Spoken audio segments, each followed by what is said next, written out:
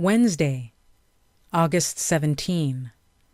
Elijah and the prophets of Baal. The proposition of Elijah is reasonable. The people dare not evade it, and they find courage to answer, "The word is good." The prophets of Baal dare not dissent or evade the matter. God has directed this trial and has prepared confusion for the authors of idolatry and a signal triumph for his name. The priests of Baal dare not do otherwise than accept the conditions.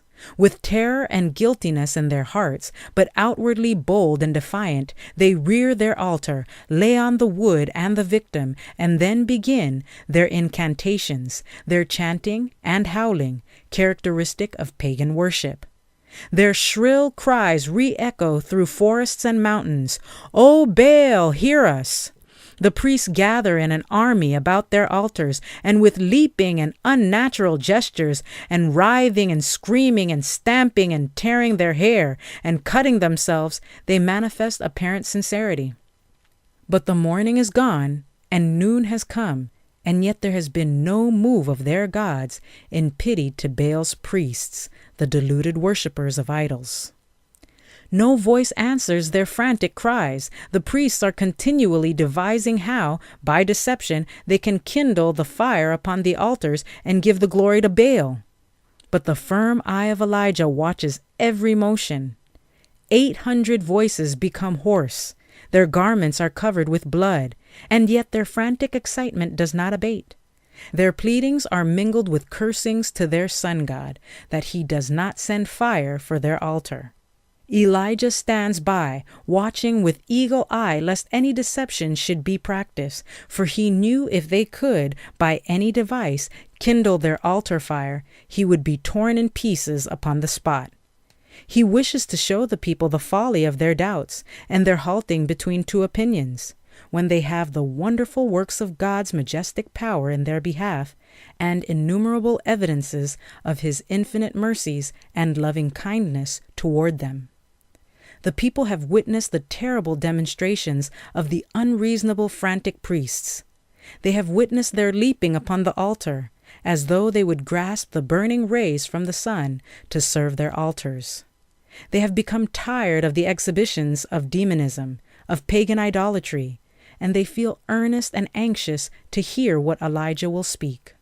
After the victim was laid upon the altar, he commanded the people to flood with water the sacrifice and the altar and fill the trench round about the altar.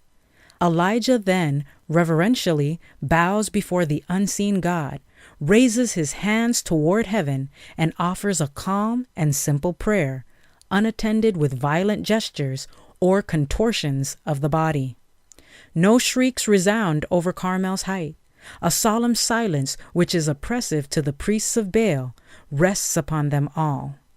In his prayer, Elijah makes use of no extravagant expressions.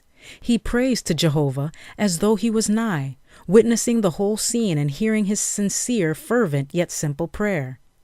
Baal's priests had screamed and foamed and leaped and prayed very long, from morning until near evening. Elijah's prayer was very short, earnest, reverential, and sincere. No sooner had his prayer been uttered than flames of fire in a distinct manner, like a brilliant flash of lightning, descended from heaven, kindling the wood for sacrifice and consuming the victim, licking up the water in the trench and consuming even the stones of the altar.